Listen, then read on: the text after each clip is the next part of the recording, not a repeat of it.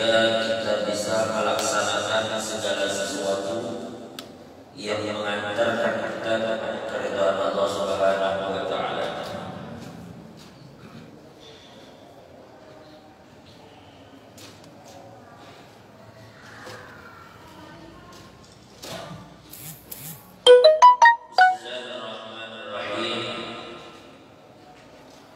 وقال الله تعالى في كتابه الكريم إنما الصدقات للفقراء والمساكين والعاملين عليها والمؤلفة قلوبهم وفي الرقاب والغارمين وفي سبيل الله وابن السبيل فريضة من الله والله عليم حكيم. Dari 8 golongan yang Allah sebutkan di dalam Al-Quran berhak menerima zakat, dari 8 golongan itu maka salah satu yang disebut adalah mereka, yaitu para amil.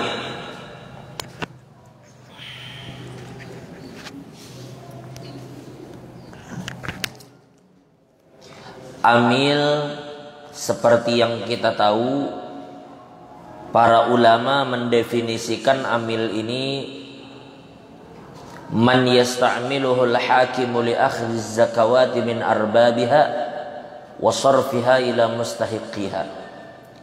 Yang disebut amil adalah orang yang dipekerjakan oleh pemerintah, oleh hakim, untuk mengambil zakat dari orang yang wajib membayar dan diserahkan kepada orang yang berhak menerima. Artinya ada kalimat man yasta'miluhul hakim. Ini menunjukkan bahwa amil itu tidak bisa berdiri sendiri. Pada dasarnya tanggung jawab di dalam pengelolaan zakat ini berada di tangan pemerintah. Itulah kenapa dibentuk apa yang disebut dengan Basnas. Bahkan Basnas itu ada di tiap-tiap provinsi. Atau Basnas kota ada kan? Ada. Bahkan kalau tidak khilaf di tiap kecamatan pun di KUA ada yang disebut dengan UPZ. Unit pengumpul zakat. Itu skup terkecil yang ada di kecamatan. Tetapi tampaknya UPZ yang tidak seberapa pegawainya ini kadang mungkin untuk mengcover seluruh kelurahan yang ada di kecamatan itu di dalam mengelola zakat. Itulah kenapa mereka membutuhkan kepanjangan tangan yang membantu mereka di dalam mengelola zakat yang ada di masyarakat. Maka dibentuklah amil-amil yang ada ini. Sekali lagi mereka ini kepanjangan tangan dari petugas-petugas yang memang diatur oleh pemerintah. Ulun ini bukan orang pemerintah dan ulun bukan pegawai. Tetapi dalam kasus ini kita harus fair bahwa apabila seseorang mendirikan badan amil, maka tidak boleh badan amil itu berdiri sendiri tanpa adanya restu atau izin dari pemerintah yang terkait. Artinya, kalau Masjid Maninjau ingin mendirikan badan amil zakat, ada dua pilihan. Yang pertama, memang mereka mendapat SK dari BAS, kemudian meminta kepada seluruh masyarakat yang ada di sekitaran Maninjau ini, karena mengingat masyarakatnya padat, maka diberikan SK kepada panitia Masjid Maninjau untuk membuat unit pengumpul zakat di sini. Untuk mengumpulkan zakat masyarakat dan menyalurkannya kepada yang berhak. Kalau mereka memberi SK. Kalau tidak, minimal pian meminta rekomendasi. Pian datang, berinisiatif. Ini kami di sekitaran Sungai Dama masyarakatnya padat, sementara belum ada yang mengelola zakat misalnya. Maka kami para pemuda Sungai Dama diketuai oleh guru anu misalnya, ingin membuat unit pengumpul zakat. Maka kemudian mereka mengizinkan, jadilah amil. Tetapi tidak bisa amil itu berdiri sendiri. Tiba-tiba aja 10 hari sebelum lebaran, tiba-tiba panitia masjid meninjau, membangun tenda, maolah di situ badan amil zakat. Oh, kada bisa. Mereka menamakan dirinya amil, di dalam fikih mereka bukan amil. Mereka yang menamakan dirinya amil, tapi fikih tidak menganggap mereka amil. Bisa dipahami itu? Jadi kalau bahasa kasarnya itu amil ilegal.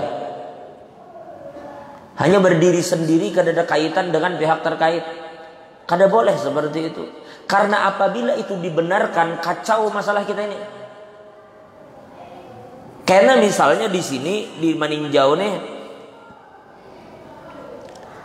misalnya kena dibentuk ketua masjid siapa? Ketua masjid siapa ketua masjid? Haji Peri ketua masjid. Rupanya Haji Peri ini diberi SK oleh pemerintah. Begitu Haji Peri dapat SK, berdirilah panitia di sini. Rupanya ada nang kada cocok Haji Peri di perjalanan, kada cocok, akhirnya sudah kita mau ulah baru aja situ nah. Di Simpang Tarmiji situ. Mau ulah pecahan dari sini. Lalu mau ulahlah di situ. Dengan tenda yang lebih besar, dengan spanduk yang lebih besar, bahkan kawanan lebih banyak, tendanya lebih mewah. Semewah apapun tendanya, tetap hukumnya kita sebut mereka itu bukan amil. Ini yang resmi di sini. Karena itu tadi pecah, maka mereka pindah ke sana. Pahamlah pian apa yang ulun maksud ini? Kalau setiap orang kita berikan hak untuk membangun badan amil, akhirnya duit masyarakat tuh habis membayari amil aja. Kalau kada ada batasan, oke kalau begitu kita ulah aja di sini sampai 5 amil. Ulun mau ulah juga dengan kakawalan. Kena anak-anak apa sih orang kampus tuh KKN mau olah juga dengan kawalannya. Kena ormas anu mau olah juga, kena organisasi mau olah juga. Kita ulah aja banyak-banyak. Tiap langgar ada, tiap masjid ada. Kalau pertu 1 RT kita ulah 3. Tapi bisa dibayangkan berapa petugasnya dan berapa duit zakat yang terserap untuk membayari petugas tadi.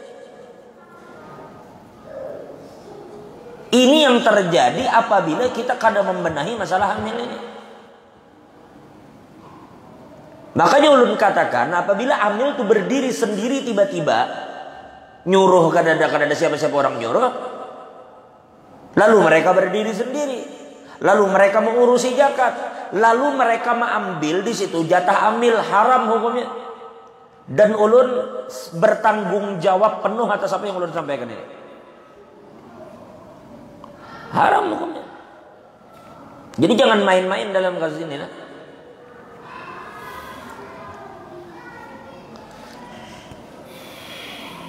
Coba pian buka dalam kita pikir ulama mendefinisikan man yasta'milul hakim.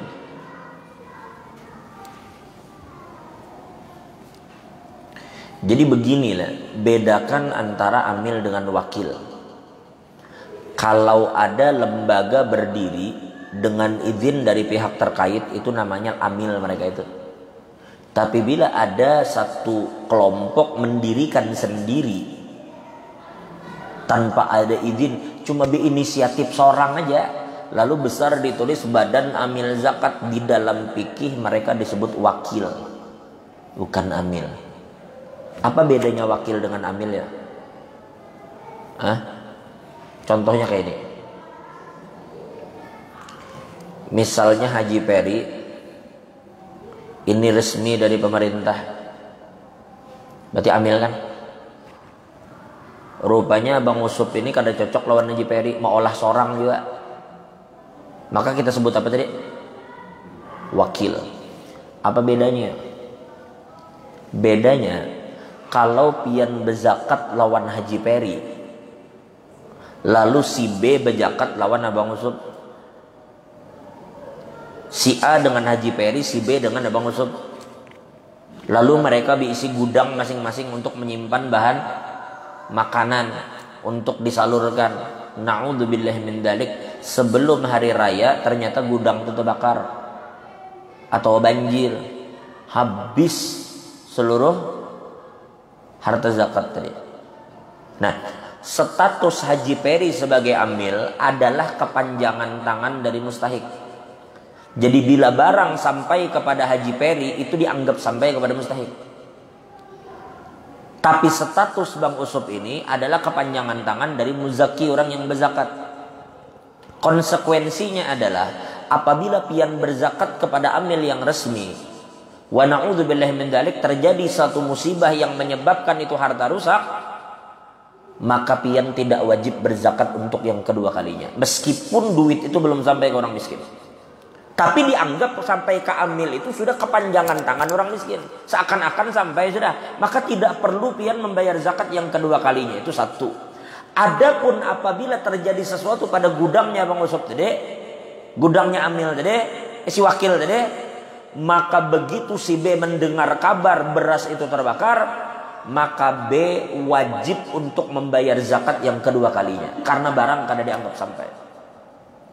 Satu. Dua, Haji Peri sebagai amil, berhak mengambil jatah dari zakat itu. Karena dia dapat bagian sebagai amil. Abang Usop kayak apapun uyuhnya begawi, haram mengambil dari zakat itu. Kenapa? Karena dia bukan amil. Meskipun ia menganggap dirinya amil, tapi ia bukan amil. Apa hukumnya menerima itu? Haram dan tidak boleh sesen pun mengambil dari zakat tersebut. Karena statusnya wakil. Ini ulun nih bisi anak lah. Lalu ulun pendiri anak-anak. Abah sibuk.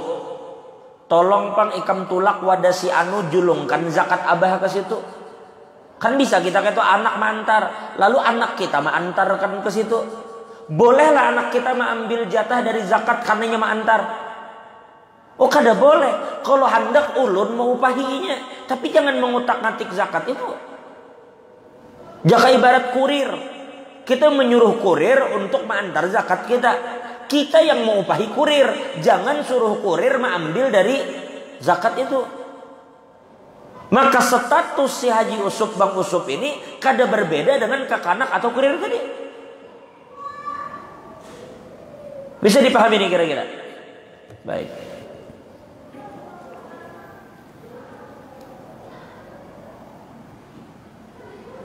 Jadi jangan anggap masalah ini sepele. Ini apabila masalah dibuka sedikit saja pintunya, kacau kita. Coba belum lagi amil yang ada pun kadang-kadang tersalah-salah di dalam menentukan berapa jatah yang harusnya mereka dapat. Tambah amil kebanyakan. Berapa sih satu kampung ini masyarakatnya? Di sini amil sudah 20 orang, pecah pulang. Di situ lalu mau olah pulang 30. Karena di gang situ mau olah pulang 30, di gang situ mau olah pulang 20, berapa ratus amil. Itu yang dihindari. Padahal kalau kita hendak jujur lah, ketika kita bicara bab zakat fitrah ini, tidak sedikit ulama yang mengatakan orang yang berhak menerima zakat fitrah itu cuma 2 golongan aja, fakir miskin itu aja. Zakat fitrah itu menurut sebagian ulama tidak diserahkan kepada 8 golongan, tapi cuma 2. Apa dalilnya? Dalilnya hadis Nabi, ujar Nabi, zakatul fitr, zakat fitrah itu tuhratun lis-shaim minar rafas, adalah pembersih bagi orang yang berpuasa dari segala noda. Wa tu'mah lil fuqara wal masakin, dan makanan bagi orang fakir miskin. Artinya zakat fitrah ini Nabi tentukan sasarannya fakir miskin. Kan Nabi katakan tu'matun sebagai hidangan lil fuqara wal masakin, bagi orang fakir dan miskin. Di dalam hadis lain Nabi katakan agnuhum bimithli hadzal yawm.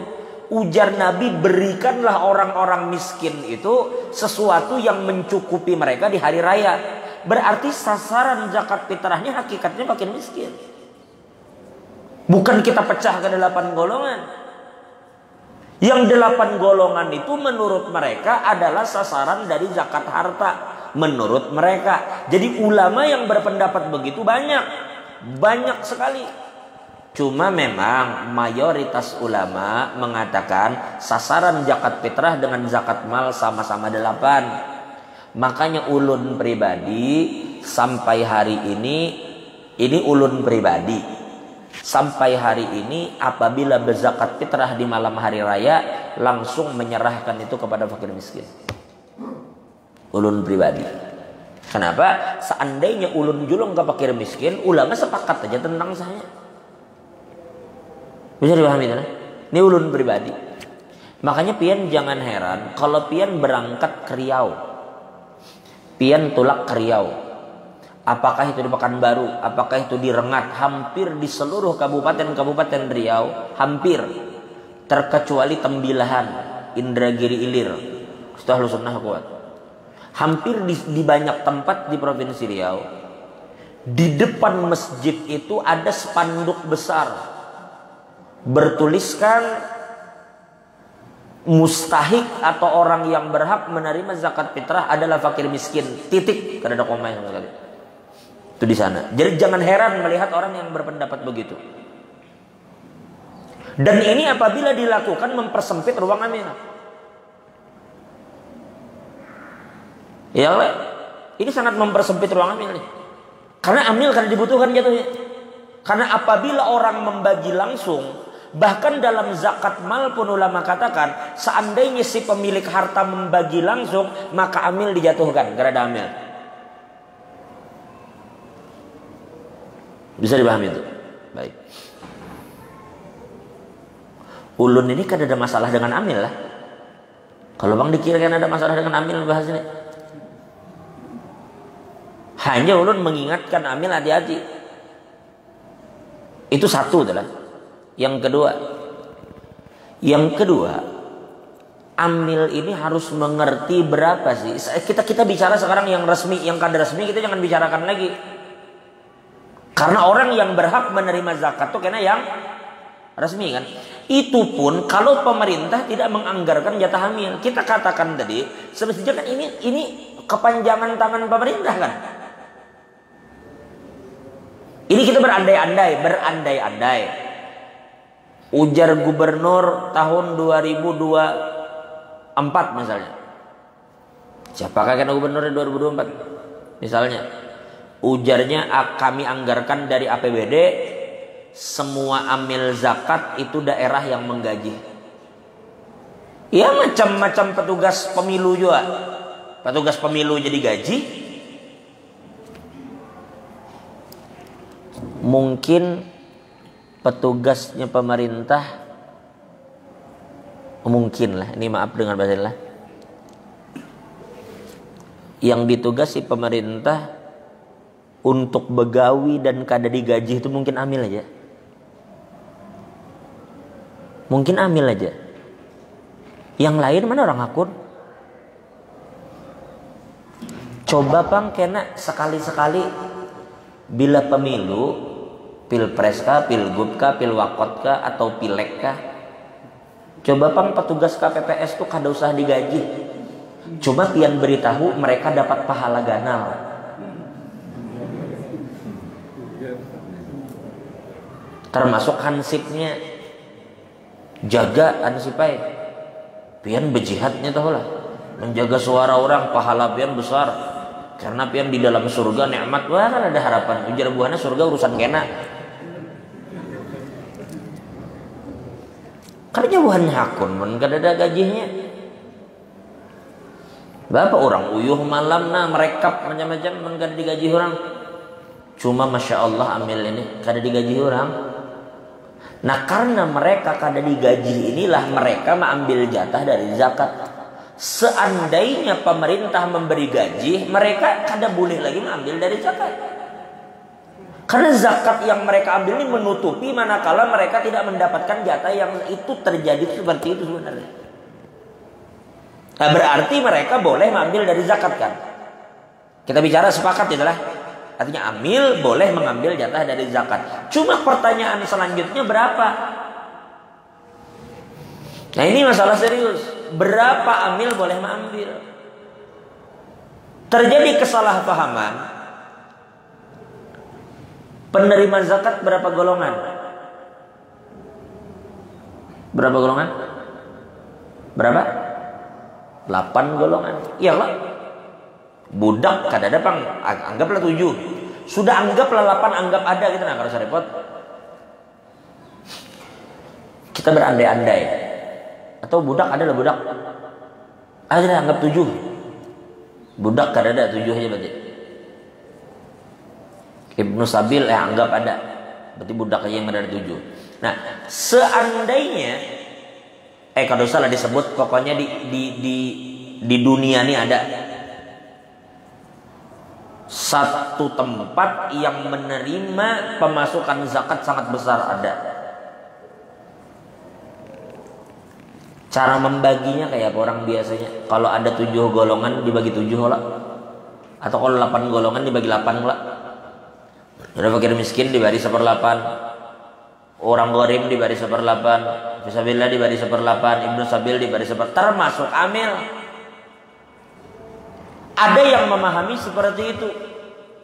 Memang bujur di dalam mazhab Syafi'i dibagi. Jadi caranya ujar bahasa Banjar itu kita biah-biah, itulah biah-biah. Apa sih bahasa Indonesianya di biah-biah itu? Di biah-biah itu umpama nih wadai amparan tatak nah. Seloyang. Orang ada berapa, kita belah-belahi julung masing-masing kita bagi-bagi gitu nah. Di biah-biah diandaki sudah masing-masingnya dipisahkan dari loyang itu. Ini untuk si anu, itu biah-biah namanya. Jadi zakat itu seandainya duitnya anggap supaya pian kada bingung, anggap aja budak masih ada. Kalau tempat masjid itu dapat zakat 800 juta, berarti kalau kita bagi 1/8 berapa? Berarti tiap golongan berapa? 100 juta. Ulun ulang sekali lagi. Kalau ada 8 golongan berarti jadi itu kita berandai-andai kalau duitnya 800 juta.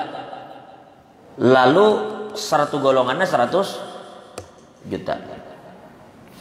Sebenarnya berapa sih jatah hamil? Ulama sepakat bahwa amil itu berhak mengambil sekedar upah yang layak atas pekerjaannya. Ingat definisi ini. Ingat keterangan ini, garis bawahi bahwa amil boleh mengambil sesuai dengan kadar yang pantas untuk pekerjaannya. Tapi kan juga berlebihan. Jadi ada yang mengira karena 8 golongan 800 juta lalu 100 juta amil berbagi. Ini yang keliru. Ini yang mohon maaf perlu ngecek konfrontasi dengan amil di dalam masalah ini. Amil mengira, anggap amil di masjid itu 20 orang. Lalu amil mengira yang 20 orang ini berbagi 100 juta. Kada begitu caranya. Kita kembali kepada bagiannya tadi. Bagiannya sekedar upah yang pantas atas pekerjaannya itu. Sekarang ulun tanya biar. Biasanya zakat fitrah itu berapa hari sebelum lebaran masih buka? Ini sudah buka lah. Sudah buka di sini. Baik. Rata-rata orang berapa? Anggap 10 hari. Mungkin 10 hari, bahkan ada sebagian tempat yang seminggu sebelum lebaran. Ini beda-beda sih. Coba pian perhatikan. Anggap seminggu sebelum lebaran badan amil buka. Anggap seminggu. Kalau orang yang bekerja, berapa orang tadi Bagawi? Berapa orang tadi? Itu contoh berapa tadi? 20. Kalau satu orang, ini misal, kada mengikat lah. Misal kita beri 1 juta gawian seminggu. 1 amil ini kalau menurut definisinya bekeliling mengambil dari orang yang wajib membayar dan bekeliling membagi kepada yang berhak menerima. Pertanyaannya, mana lagi amil ini bekeliling narik zakat? Amil nunggu aja lagi di tenda. Yang kedua, terkadang di sebagian tempat itu bekerja sama aja lawan RT. Jadi catat RT 2 jumlah penerima 20, RT 3 35. Karena tinggal malam hari raya dibagikan kupon, karena umumkan mulai masjid RT 2 silahkan datang mengambil datangan bahannya, tinggal bagi aja lagi dengan kupon tadi. Artinya kan terlalu uyuh kan lagi ambil, lagi pula menjaga pun kada seharian juga, besip-sip juga lah. Duduk di bawah tenda pula. Selajur aja di masjid itu memang beribadat, beretikaf. Lalu andai kita beri 1 juta selama 7 hari, kira-kira menurut pian pantas lah? Atau kurang? Pun ini acil lah, madahan kebanyakan.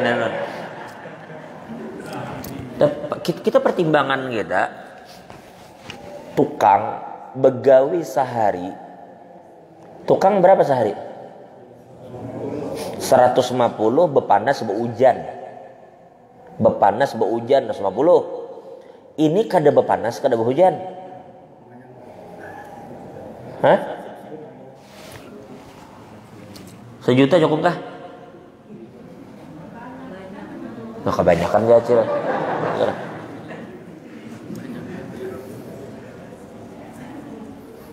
Anggap aja 1 juta Cil, anggap aja dulu. Menghimungi Amil. Anggap dulu 1 juta. Kalau kita anggarkan 1 juta Cil, kita anggarkan 1 juta untuk gawian seminggu tadi misalnya. 1 juta kali orang 20 berapa butuh duit kita?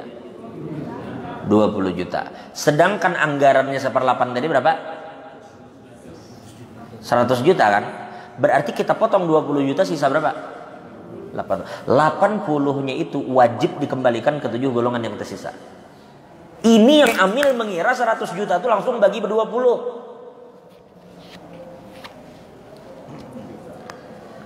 Oh, ini Amil sarik kada apa-apa juga. Ini banyak yang mengira begitu. Pokoknya ambil 1/8 jatah Amil. Oh, kada begitu. Nyaman banget. Pokoknya ambil 1/8. Sekarang bayangkan kalau tempat-tempat yang besar yang penghasilan sampai miliaran, 1/8 umat. Itulah kenapa kita himbau, satu misalnya Haji Peri jadi ketua panitia amil misalnya.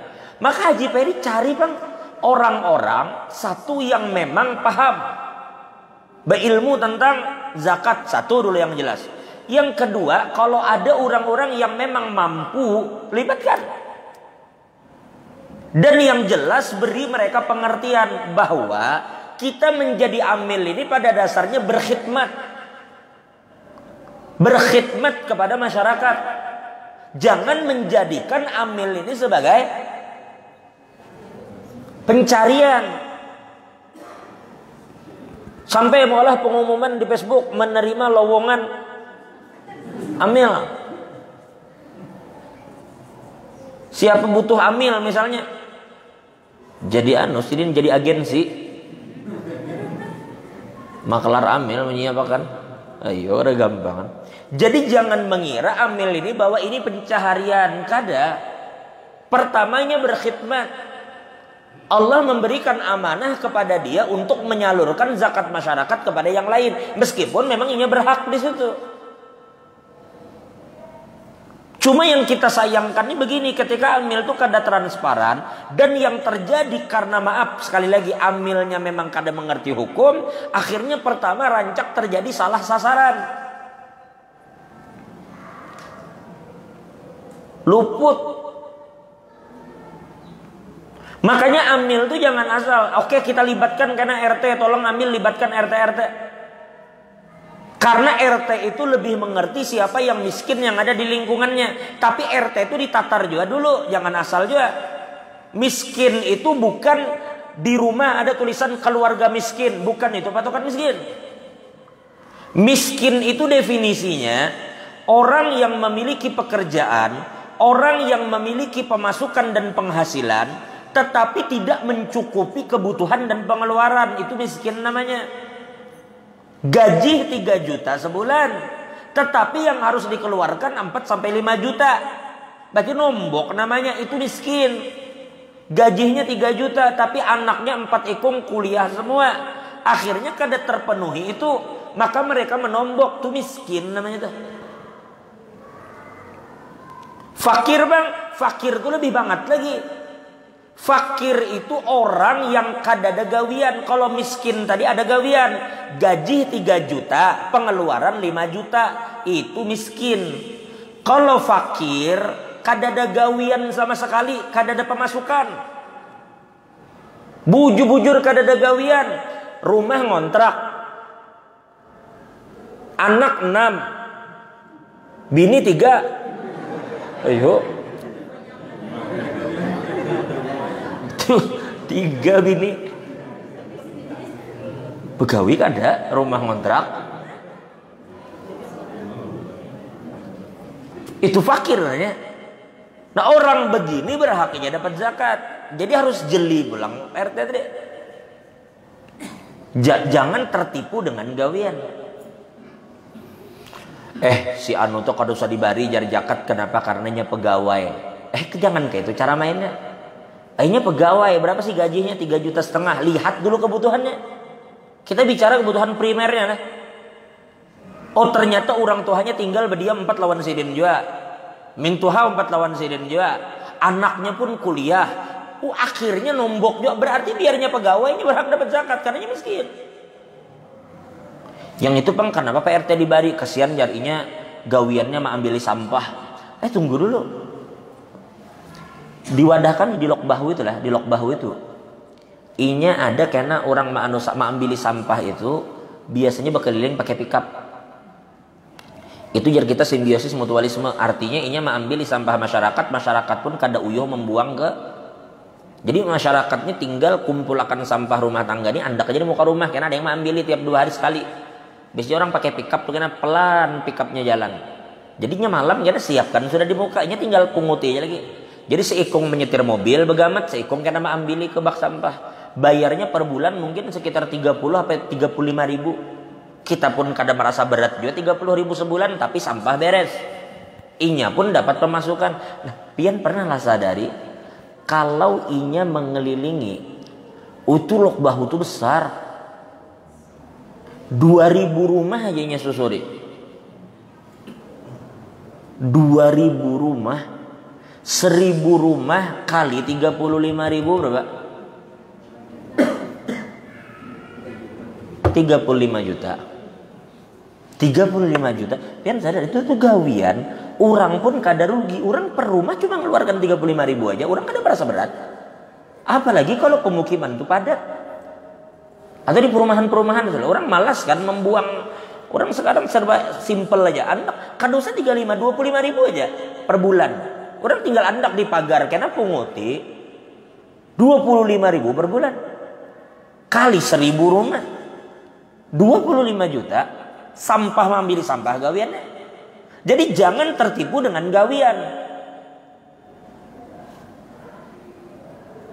Hati-hati itu. Jadi harus jeli. Jangan nimbahin langsung berpikir masing-masing nukar pickup kena.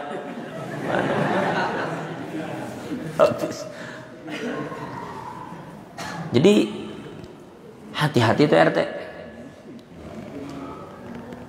Jadi kena tolong amil sekali lagi jangan sampai keliru di dalam menentukan sasaran.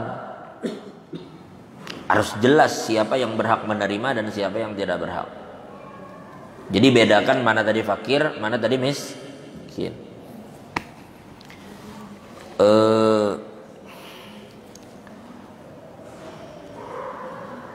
Jadi sekali belum pertegas bahwa amil itu boleh menerima zakat tetapi sekedar upah yang pantas atas pekerjaannya. Makanya amil tadi diniatkan berkhidmat. Nah, syarat amil pulang. Amil syarat yang pertama Islam itu sudah jelas kada usah kita bahas. Yang kedua syarat amil jujur itu pun kada usah kita bahas. Kada mungkin kita mencari amil yang khianat terhadap harta titipan. Yang ketiga, pian mesti mencari amil yang mengerti hukum zakat. Tidak harus detail, tidak harus detail. Hukum-hukum dasar dalam zakat ini harus paham. 3. Yang terakhir, aqilun balighun, mesti akil balik. Jangan kekanakan suruh jadi amil. Nah, ini banyak juga kejadian. Nih kayak Bang Usuk misalnya jadi amil misal. Lalu anak-anak abang Usop itu yang umur berapa, tiba-tiba malam itu dilibatkan. Nah ini penyakit kita amil ini, maaf lah. Seminggu sebelum hari raya, amil yang turun paling berlima benam. Begitu malam hari raya, setengah kampung turunan. Pokoknya bilanya asal datang malam hari raya, amil ngarannya. Asal meniupakan plastik jadi amil juga sih, Den. Dapat jatah. Tapi di sini kan ada Bang Nangka itu di Kolombia. Nah, kenanya dapat. Nah, abang Usop misalnya menyuruh kekanakan, nak bubuhan ikan buati waras. Nah, kekanakan yang datang tuh kena, lalu ke sebagian amil kena jatah amil dibari juga ke situ, itu haram hukumnya. Karena kekanakan itu bukan amil. Kalau bukan amilnya kan berhak mendapatkan dari zakat tadi. Ini kadang kita wah dibelanti-lanti nangka itu. Kalau hendak juga, abang Usop kumpulkan amil berapa? 20. Nah, karena amil dapat jatah kan? Berapa jatah amil? Katakan 400.000, 500.000. Lalu jatah amil yang didapat masing-masing kita potong berkumpulan untuk memberi kekanakan, itu boleh. Tetapi jangan langsung memberi dari duit zakat. Karena kekanakan itu bukan amil. Tapi amil sifatnya memberi kekanakan yang menolong ini tadi. Tapi jangan anaknya dihitung sebagai amil. Itu tolong perhatikan baik-baik. Dan tolong amil ini transparan. Jangan seperti yang ulun katakan tadi, ujung-ujungnya terbanyak amil jatah daripada fakir miskin. Fakir miskinnya dapat 200.000, 300.000 aja samplok. Ada buan amilnya 600, 700. Tapi karena apa tuh jar wajar aja ngaran. Oke, kalau memang menurut pian wajar, kan pian mengatakan wajar. Kalau kayak itu, karena kan biasanya hari raya itu kan ada pertanggungjawaban amil. Nah, karena kan amil menyebutkan bahwa pemasukan kita duit sekian, beras sekian, itu ada laporan Pak. Nah, biasanya dilaporkan juga bahwa setiap fakir miskin itu dapat jatah beras 3 kilo dan duit 250.000. Biasanya diumumkan Pak. Tapi sampai hari ini ulun belum pernah mendengar berapa jatah amil. Berapa yang amil dapat tuh kada pernah disebutkan sampai sekarang. Coba Pang sekali-sekali kami putuskan untuk fakir miskin 250, amil 500. Ribut kampung coba aja. Jadi bukan ulun manoi amil kadalah. Kita hanya sekedar kita tuh memperketat masalah ini karena ini ada hak fakir miskin di dalam zakat fitrah ini. Nabi katakan tu'mah, makanannya, hidangannya yang Allah berikan bagi fakir miskin. Maka jangan amil berhemat di sini. Makanya ulun agak kencang dalam masalah ini, masalah-masalah amil ini. Kalau untuk yang lain ulun kada terlalu repot benar. Ulun kalau masalah duit dengan baras ulun kan repot. Kita kan terlalu ketat, kita agak longgar. Tetapi manakala urusan amil kita perketat di sini. Karena ada hak orang. Kalau pian sadari Allah Taala pun dalam zakat ini ketat.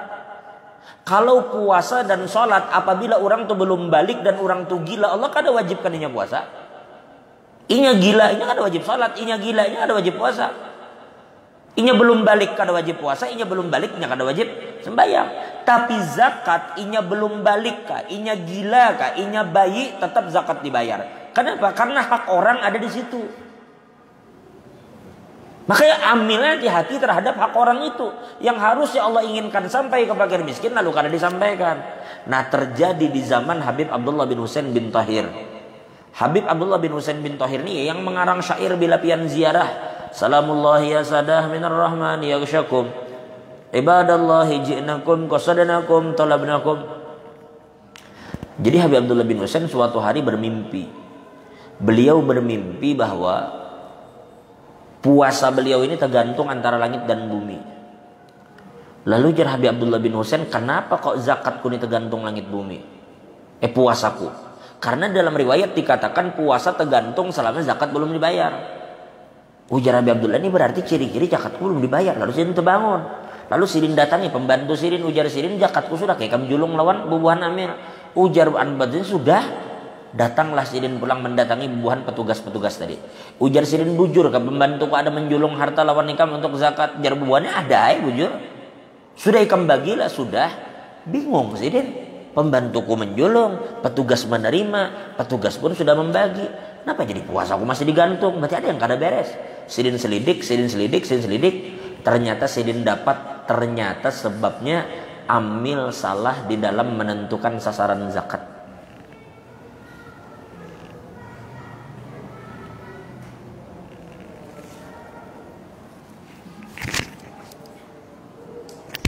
Ini bukan ulun mahantui ya, tapi ulun pribadi cenderung menyerahkan zakat fitrah ini langsung aja kepada orang miskin. Untuk memastikan pertama zakat itu sampai. Nah, untuk zakat fitrahnya. Tapi kalau zakat mal kita katakan sebisa mungkin kita serahkan amil. Memang kalau zakat mal kita bicara mana afdalnya antara menyerahkan ke amil dengan bagi seorang, ulama mengatakan kalau amilnya amanah bagus serahkan ke amil kalau amanah. Tapi kalau ada indikasi amil ini macam-macam, serahkan langsung lebih afdal.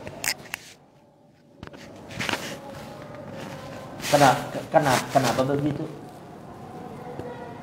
Kenapa begitu? Jadi kita lewat amil dalam zakat mal. Zakat mal kan banyak. Kalau zakat fitrah kan tidak banyak.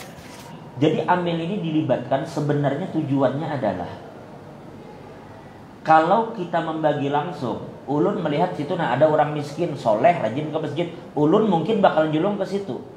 Bapak ulun menjulung orang miskin yang kada sembahyang. Baik ulun julung lawan nang rajin sembahyang, tapi kada mustahil Haji Peri pun berpikir sama. Bang Usuk berpikir sama. Si Anu berpikir sama. Akhirnya tertumpuk zakat ke situ. Nah, menghindari penumpukannya dibutuhkan petugas untuk meratakan zakat dalam zakat mal. Tapi kalau zakat fitrah kan kada seberapa biaya. Kalau memang hendak pian amil, kalau memang amil itu amanah silahkan. Asal amil bujur-bujur amanah dan menyampaikan kepada orang-orang yang fakir miskin. Jangan menyenyalah tujuan. Adapun masalah golongan siapa yang berhak menerima zakat kita akan bicarakan minggu akan datang. Siapa golongan yang berhak menerima, termasuk perbedaan pendapat menggunakan beras ataupun duit. Insyaallah kita akan bahas minggu depan. Dan ulun anjurkan pian, kalau memang tidak menyulitkan, bayarlah zakat di malam hari raya. Sekalipun membayar hari ini boleh. Kalau pian bayar sekarang sah-sah saja. Tapi kalau membayar sekarang ini sah menurut Imam Syafi'i. Sah menurut Imam Syafi'i. Tetapi tidak menurut Imam Malik dan Imam Ahmad. Imam Malik ini gurunya Imam Syafi'i, Imam Ahmad muridnya Imam Syafi'i. Imam Malik di Madinah, Imam Ahmad di Baghdad. Ujar Imam Malik dan Imam Ahmad, zakat itu paling cepat dibayar 2 hari sebelum hari raya. Paling cepat 2 hari. Tetapi ada ulama di dalam mazhab Malik memberi keringanan 3 hari. Tapi kan kada jauh juga. Artinya kalau pian bayar zakat hari ini sah menurut Imam Syafi'i. Tapi tidak menurut Imam Malik dan Imam Ahmad. Tapi kalau pian bayar 2 hari sebelum hari raya, maka sah menurut Imam Syafi'i, sah juga menurut Imam Malik dan Imam Ahmad. Nah, sekarang ada lagi ulama namanya Ibnu Hazm dari madhab Dhahir, macam Daud al-Dhahiri. Ini Ibnu Hazm namanya tidak familiar di kalangan orang awam, tapi sangat terkenal di kalangan para penuntut ilmu. Ibnu Hazm. Begitu juga ada ulama namanya Al-Imam As-San'ani dan Imam Asy-Syaukani, salah satu ulama di dalam madhab Zaidiyah.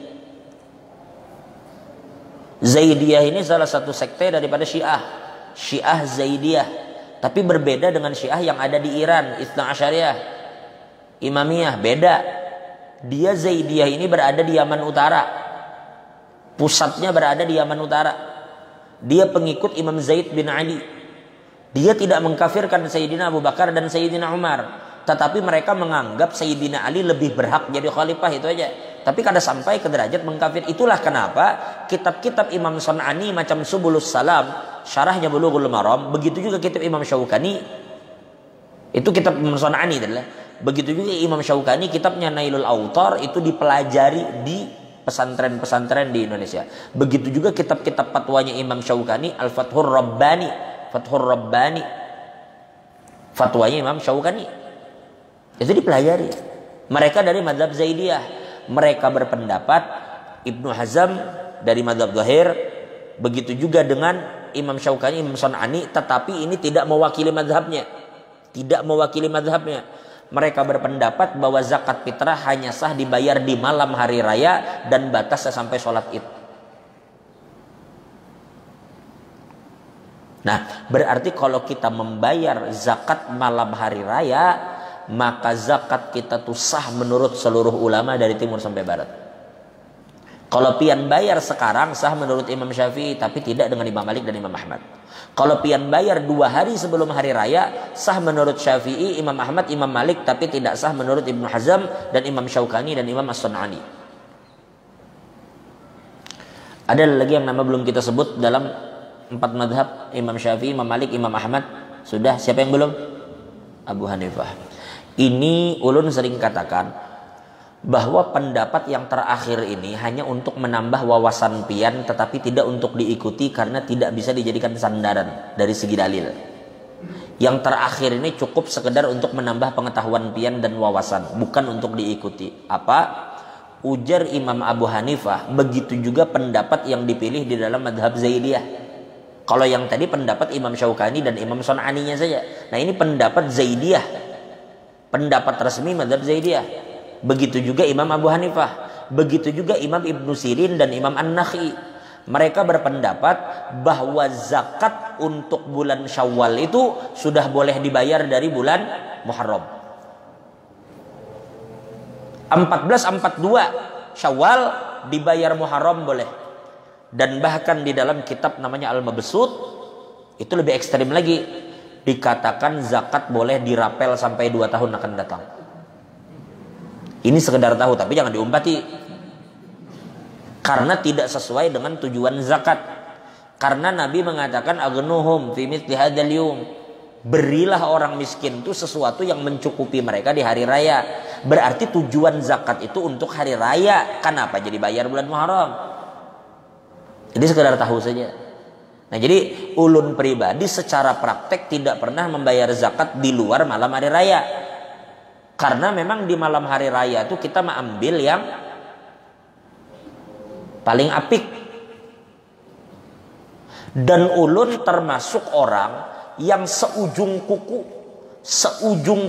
tidak ragu bahwa duit itu sah untuk zakat. Seujung kuku ulun kada ragu bahwa duit itu sah dalam zakat. Tapi ulun pribadi di dalam prakteknya selalu mengeluarkan beras untuk zakat. Cuma memang kami menyampaikan ke keluarga-keluarga macam ipar, ulun bawai, begitu juga ading ulun. Kami rancak memadahi, tapi mudahan pian mampu, mudahan kawa. Mun pian kawa lah, mun mampu, tapi mudahan mampu. Jadi mun kawa malam hari raya itu pian siapkan beras, kemudian duit kalau ada, seberapa pian mampu. Duit siapkan amplop, beras pian siapkan, karena pian buat di situ gula, misalnya minyak atau apapun macam sembako, pian bagikan ke orang-orang miskin. Misalnya pian di rumah tuh bertiga, ulah 3 paket. Pertama ini beras sebagai zakatnya, dengan duit dengan sembako yang lain sebagai sodakohnya. Itu kan setahun sekali ya pian lakukan paling untuk menggembirakan hati mereka di malam hari raya tuh. Lalu gembira orang miskin tuh di malam hari raya, itu kehendak Nabi, mereka tuh gembira. Pian kada tahu kayak apa rasanya anak-anak orang miskin itu kesian. Meskipun inya paket tuh kada usah gini yang parcel, apalagi pun parcel.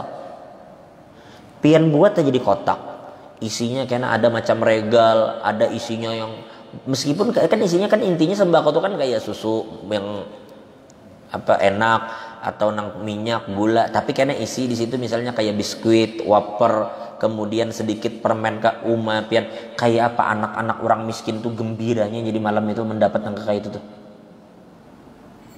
Pian jangankan mereka, ulun bukan mengaku sugih kadalah.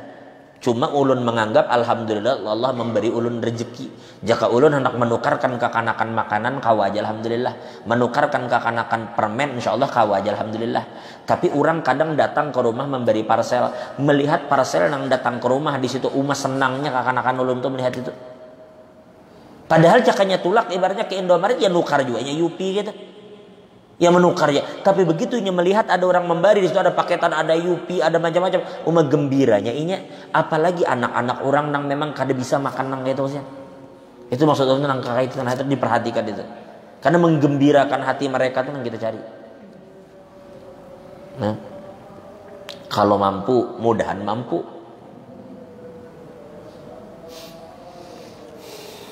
Ingat nah, pian berusaha.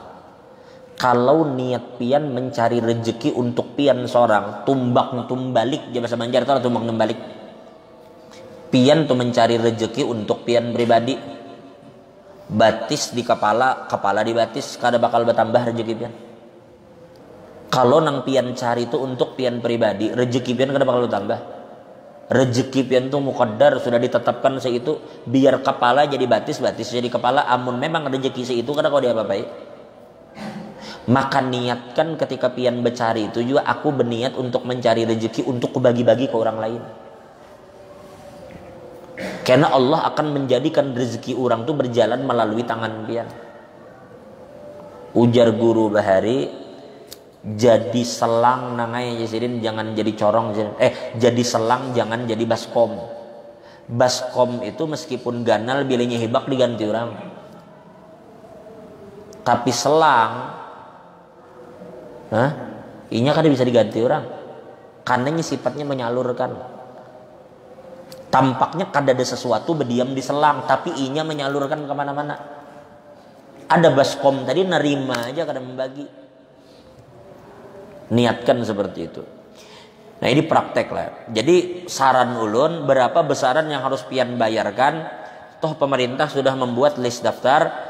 Ada ulama mengatakan 2,5 kilo, ada yang mengatakan 2,75 atau 2,8, ada yang mengatakan 3 kilo. Kalau pian kada sulit, apa ngalinya keluarkan 3 kilo. Bahkan ulun sering mengatakan ke kawan-kawan, amun pian hendak maulah paketan gitu, mulai wahini namun pian ada rezeki, nukar nang kaya bara seraja lele nang sekarung 5 kilo tuh nah. Mun memang hendak maulah paketan kayak tadi. Ulah nang 5 kilo misalnya karung 5 kilo kena isi apa di situ. Paling berapa anu paketan itu? Gula sekarang itu paling 200-an lah anggap. Nah, setahun itu sekali paling enggak ada untuk menggembirakan hati orang. Kalau pian bertiga berarti 600 memang. Ya kalau kawa, kalau kadanya kada harus juga, Bang. Kada wajib itu. Cuma sebagian kawan-kawan kami kayak itu mempraktekkan. Dan kenyataannya dasar gembira orang-orang yang mereka beri itu. Gembira. Artinya kada piannya jadi bari orang hadiah gembira, orang gen pian bari hadiah gembira. Bahkan pian dulu ada orang sidin ini dibari baras lawan minyak, lawan duit cuma 150 apa 200 ribu dibari. Pian begitu orang menjulung ke rumah tuh menangis sidin dan mengangkat tangan mendoakan tuh. Kita melihat orang nang kakak itu nah kayak apa sian dibari 150 200 tapi nang kayak orang dibari miliaran gembiranya menangis di hadapan rumah tuh menerima bantuan tuh tadi kehimungan ada yang memperhatikan. Nah jadi harus pian salah satu tujuan puasa tuh Allah menyuruh tuh itu bulan puasa di kayak apapun sugihnya pian tetap disuruh untuk belapar supaya pian mengerti. Kalau pian belapar saat ini di waktu berbuka pian ada nang dimakan, tapi ada di luar sana orang-orang bilanya lapar dasar lapar belum tentunya ada dimakan di waktu buka. Jadi Allah melajari kita di waktu yang sedikit ini dilaparakan sedikit supaya ingat juga lawan orang-orang nang lapar. Jadi berapa zakat dikeluarkan? Hendak 2,5 kilo marhaba silahkan, 2,7 lebih bagus lagi, 2,8 atau 3 kilo lebih bagus lagi. Macam fatwa yang keluar di Balikpapan. Di Balikpapan mereka memfatwakan 3 kilo per kepala. Itu lebih bagus. Insya Allah kita akan lanjutkan minggu akan datang. Allah, ada pertanyaan kah? Silahkan. Silahkan Bu.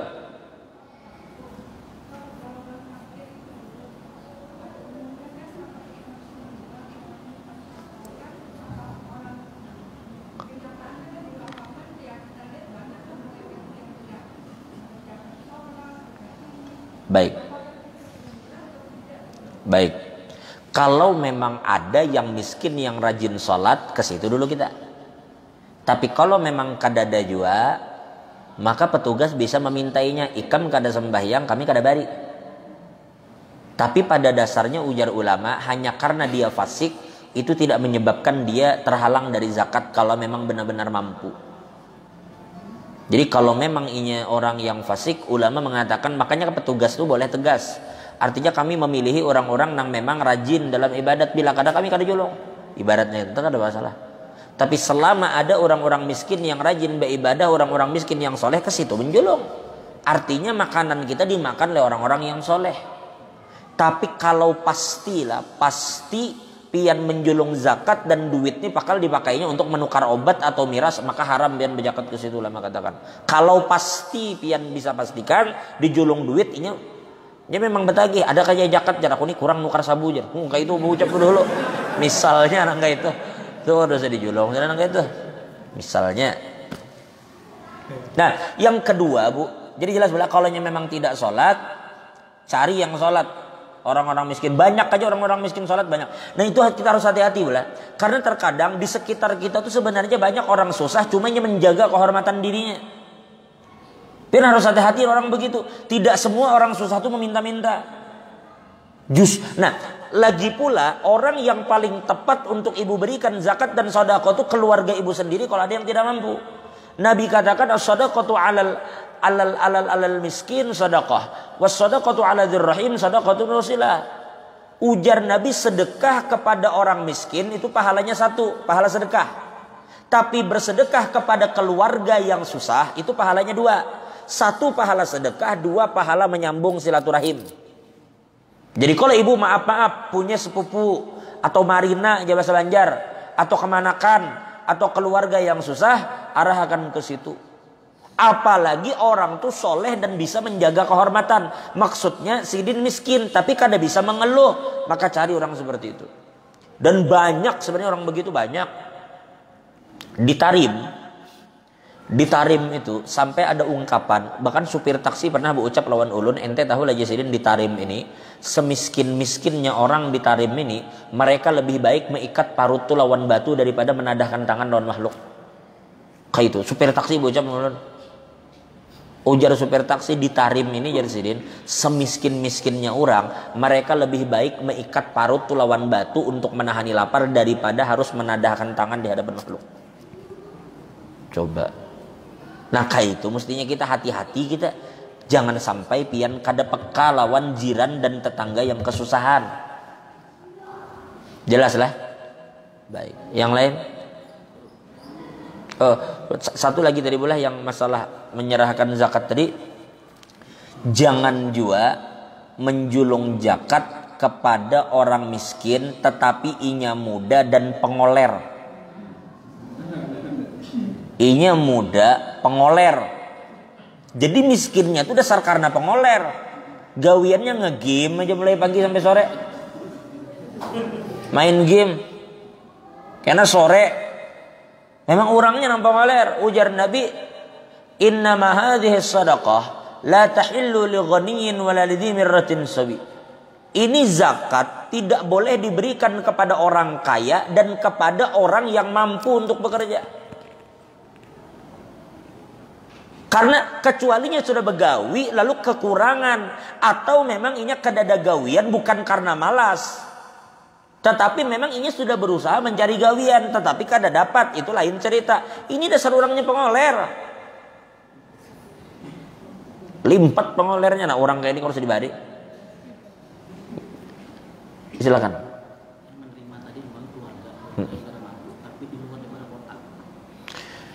Untuk membayar kepada keluarga tapi di luar kota, itu insya Allah kita akan bahas di minggu akan datang. Karena kita akan membahas tentang distribusi zakat, apakah boleh kita keluarkan dari kota kita. Karena di situ kita akan melihat ada 8 perbedaan pendapat di kalangan ulama. Ada 8 pendapat di situ di dalam masalah mengeluarkan harta keluar daerah. Wallahu alam. Yang lain silakan. Waalaikumsalam.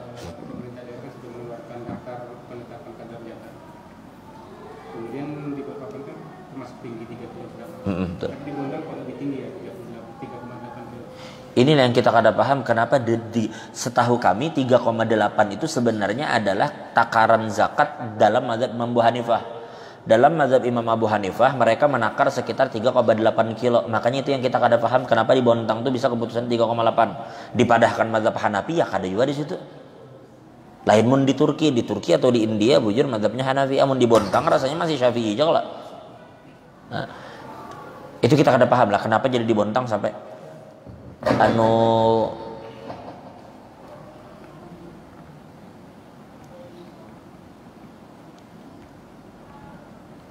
streaming matikan aja.